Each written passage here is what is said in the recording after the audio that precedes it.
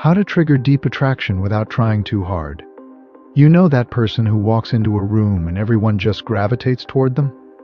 They're not the loudest, not the most conventionally attractive, and they're definitely not performing or putting on a show. Yet something about them is magnetic. Here's what nobody tells you. Attraction isn't about trying harder or being someone you're not.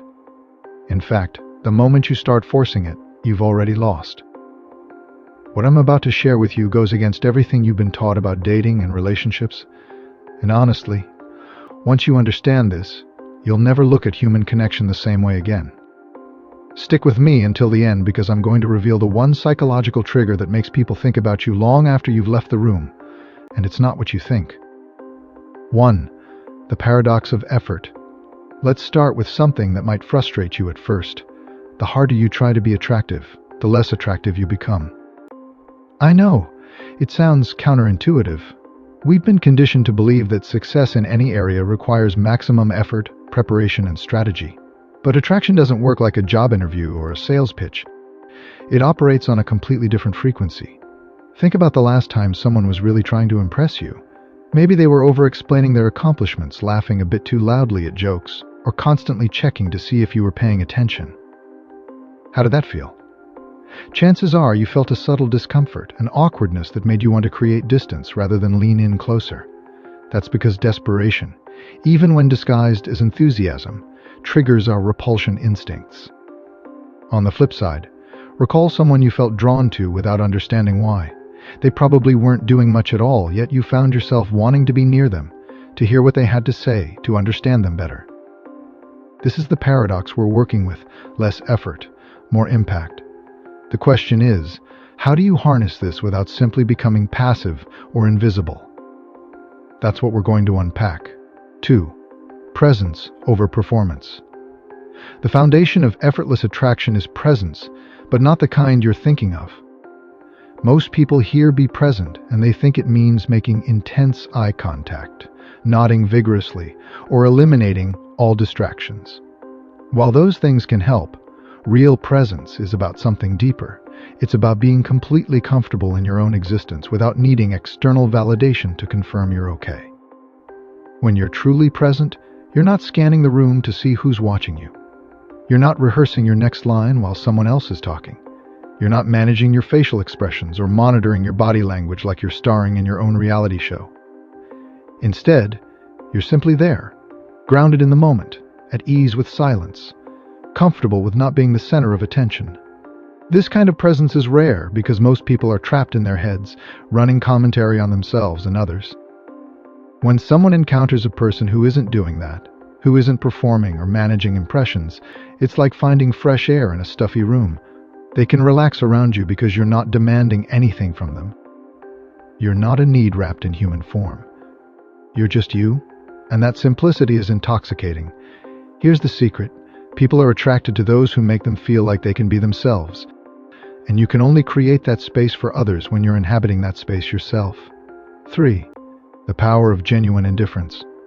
Now, before you misunderstand this, I'm not talking about being cold, aloof, or playing hard to get. Those are strategies, and we've already established that strategies kill attraction. What I'm talking about is genuine indifference to outcomes. It's the ability to engage with someone fully while simultaneously being completely okay with whatever happens next. This might be the hardest concept to grasp because we're taught that caring about results is what drives success. But in the realm of human connection, attachment to outcomes creates pressure, and pressure repels. When you need someone to like you, to text you back, to choose you, that need seeps out of every pore. They can feel it even if they can't name it.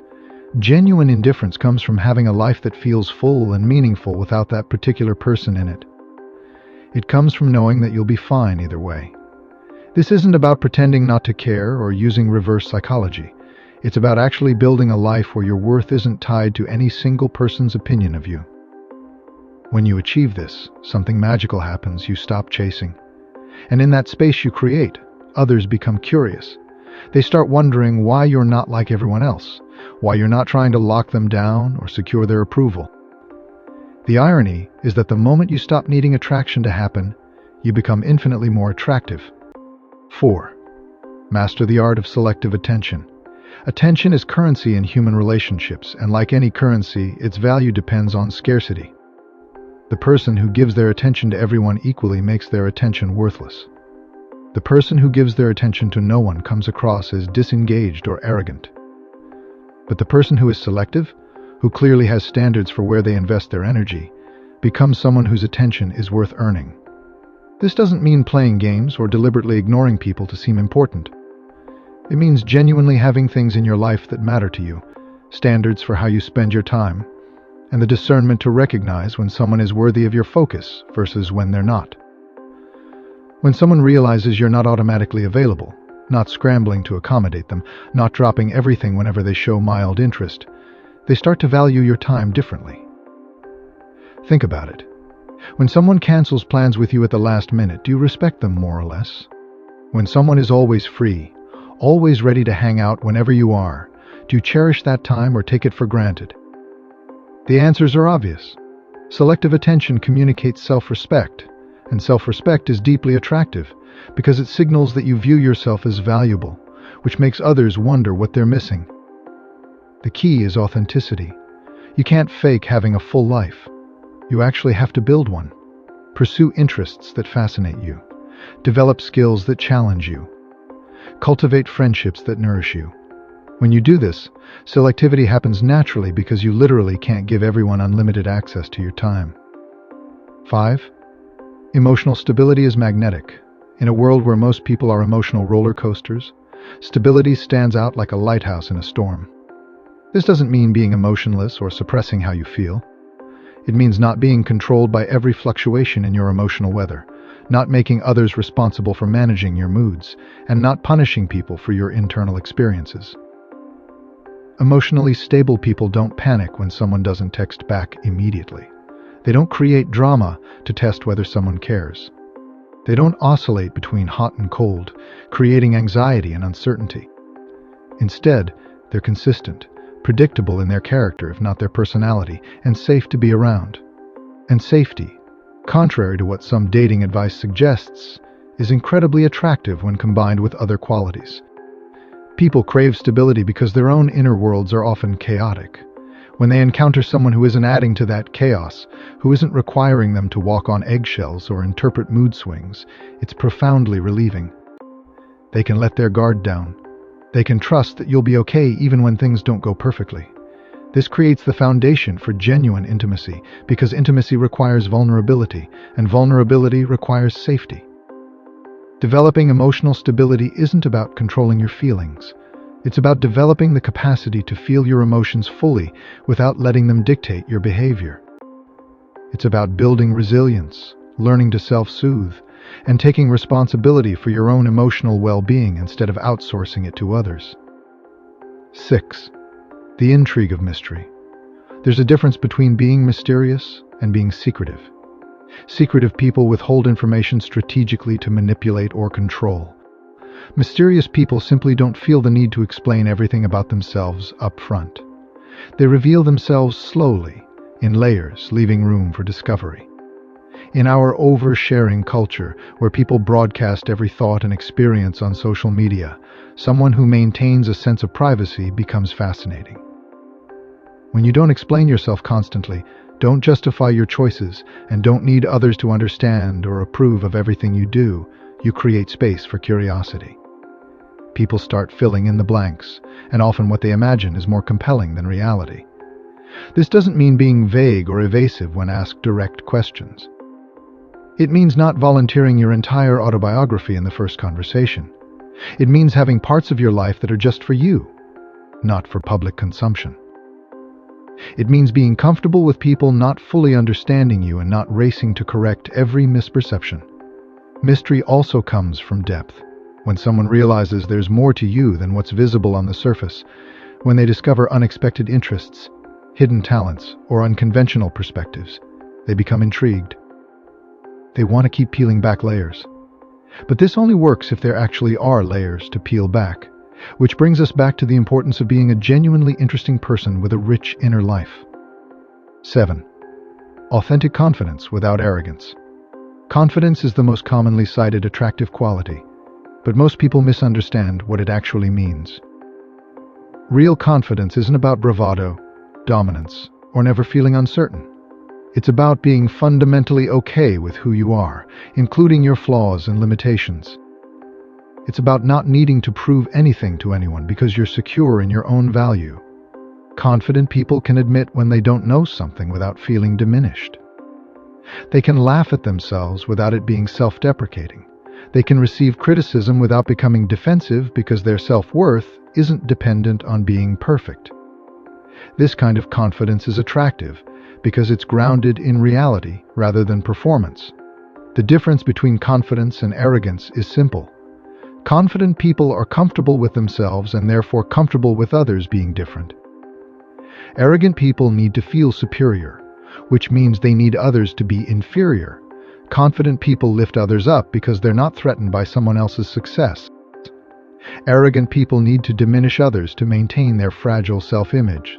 Building authentic confidence requires doing hard things, failing, learning that failure isn't fatal, and gradually expanding your comfort zone. It requires honest self-assessment, acknowledging both your strengths and your areas for growth. It requires separating your worth as a person from your performance in any given moment. This is deep work, but it's the kind of work that transforms not just your attractiveness, but your entire life experience. 8. The gift of really listening. Most people don't actually listen during conversations. They're waiting for their turn to talk, formulating responses, or thinking about something else entirely. When you genuinely listen, when you give someone the rare gift of your undivided attention and authentic curiosity, it creates a profound connection that they'll remember long after the conversation ends. Real listening isn't just about being quiet while someone else speaks. It's about being curious, asking follow-up questions that show you're actually tracking what they're saying and making them feel truly heard. It's about putting down your phone, turning your body toward them, and creating space where they can express themselves fully without judgment or interruption. People are starving for this kind of attention. They're so accustomed to shallow interactions and performative conversations that when someone actually sees them, actually cares about understanding their perspective, it's powerful. They walk away feeling energized rather than drained, valued rather than tolerated, and they associate those feelings with you. The beautiful thing about listening is that it's a skill you can develop. It requires practice, patience, and a genuine interest in other people's experiences. But when you master it, you become someone people seek out, someone whose company is nourishing rather than exhausting. And that's deeply attractive. 9. Strategic vulnerability. There's a misconception that attraction requires maintaining a perfect image, never showing weakness or need. But research shows that appropriate vulnerability actually increases attraction because it signals trust and creates opportunities for connection. The key word is appropriate. Oversharing, especially early on, overwhelms people and makes them uncomfortable. Strategic vulnerability means sharing something real and meaningful when the moment calls for it, not using others as your therapist or dumping emotional baggage on them. When you share a genuine struggle, a real fear, or an authentic insecurity at the right time, it gives others permission to be real too. It breaks down the performance barrier that prevents genuine intimacy. It shows that you're human, complex, and willing to be seen in your full humanity. This is incredibly powerful because most people hide behind carefully curated versions of themselves.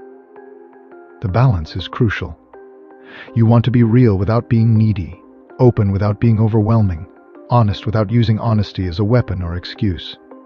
This requires emotional intelligence, the ability to read social situations, and a strong enough sense of self that you're not using vulnerability to fish for reassurance or validation. Strategic vulnerability also means being able to hold space for others' vulnerability without trying to fix them, judge them, or make their feelings about you. When someone shares something difficult and you respond with presence and acceptance rather than advice or dismissal, you become a safe harbor in their life. And safety, combined with all these other qualities, is the foundation of deep attraction. 10.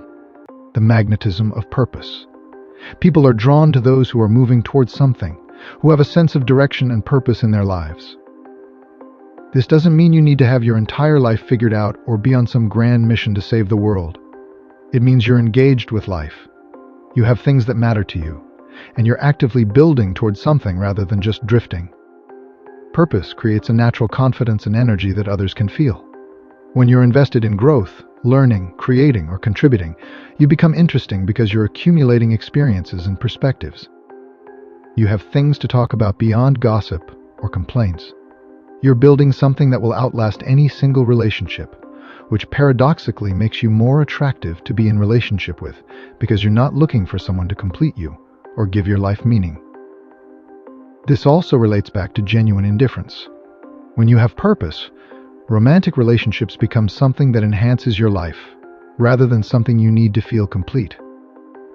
This shifts the entire dynamic from neediness to abundance, from scarcity to choice. You're looking for someone who complements your journey, not someone to be your journey. Finding purpose doesn't require a dramatic revelation. It can be as simple as committing to mastering a skill, building a business, creating art, serving your community, or developing yourself physically, mentally, or spiritually. The specific content matters less than the commitment and engagement. When you're on a path, you naturally become someone others want to walk alongside. 11. Comfort with sexuality without desperation. There's a frequency that emanates from people who are comfortable with their own sexuality and desirability without being desperate for sexual validation. This is different from being overtly sexual or constantly flirting. It's a quiet confidence in your own attractiveness that doesn't need constant confirmation. When you're comfortable in your own skin, when you can acknowledge attraction without becoming weird about it, when you can create subtle tension without being pushy or inappropriate, you tap into a primal level of connection that goes beyond friendship. This doesn't mean making everything sexual. It means not being afraid of the sexual dimension of human interaction while also not being controlled by it. People who are desperate for sexual validation make everything about that validation. They can't have a normal conversation without turning it into an opportunity to prove their desirability. They use sexuality as a tool rather than expressing it as a natural part of who they are. This desperation repels because it signals insecurity and need.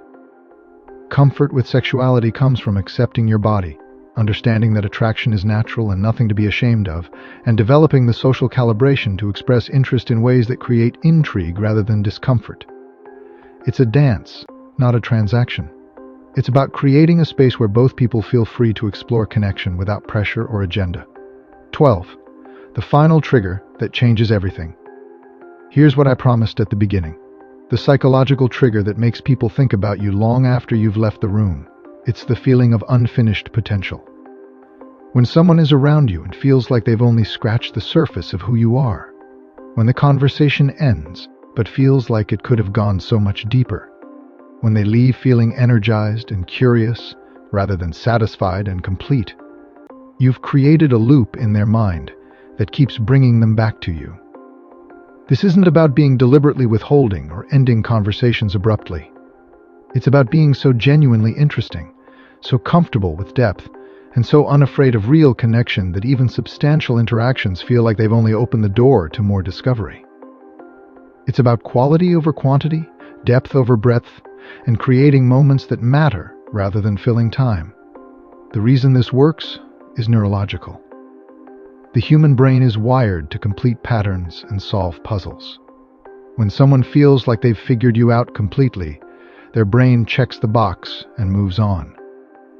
But when there's more to discover, when you remain slightly enigmatic while still being authentic, their mind keeps working on the puzzle of you. They replay conversations, wonder what you're doing. Imagine what you think about various things, and look for opportunities to engage with you again. You create this unfinished potential by having genuine depth, by not revealing everything at once, by being comfortable with pauses and silence, by asking questions that make people think, and by being someone who's genuinely evolving rather than static. You can't fake this. You have to actually be someone with layers worth discovering. Bringing it all together, triggering deep attraction without trying too hard isn't about manipulation or playing games.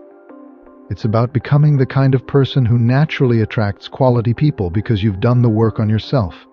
It's about presence over performance, genuine indifference to outcomes, selective attention, emotional stability, maintaining mystery, authentic confidence, real listening, strategic vulnerability, living with purpose, comfort with sexuality, and creating unfinished potential. The common thread through all of this is authenticity combined with intention. You can't fake any of these qualities long term, but you can develop them genuinely through conscious practice and self-development. The paradox is that the moment you stop trying to be attractive and start focusing on being someone you're proud of, someone who lives according to your values and engages with life fully, attraction becomes a natural byproduct rather than a goal you're chasing. This requires patience because real transformation doesn't happen overnight. It requires honesty because you have to acknowledge where you're falling short of these ideals. And it requires commitment because the easy path is to keep looking for shortcuts and strategies rather than doing the deeper work of becoming. But here's what makes it worth it. When you build attraction from this foundation, you attract people who are genuinely compatible with who you really are, not the persona you've been performing. The relationships you create are deeper, more satisfying, and more sustainable because they're built on truth rather than pretense. And even beyond romantic relationships, you become someone people want to be around, work with, learn from, and share life with. Your next step. If this resonated with you and you want to dive deeper into becoming magnetically attractive without games or manipulation, subscribe to my YouTube channel. I break down psychology, relationships, and self-development in ways that actually work in real life, not just in theory. Every week, I share insights that can transform how you show up in relationships and in the world. Don't just consume this and move on. Implement it. Your future self will thank you. The journey to effortless attraction starts with a single decision, the decision to stop performing and start being. Everything else flows from there.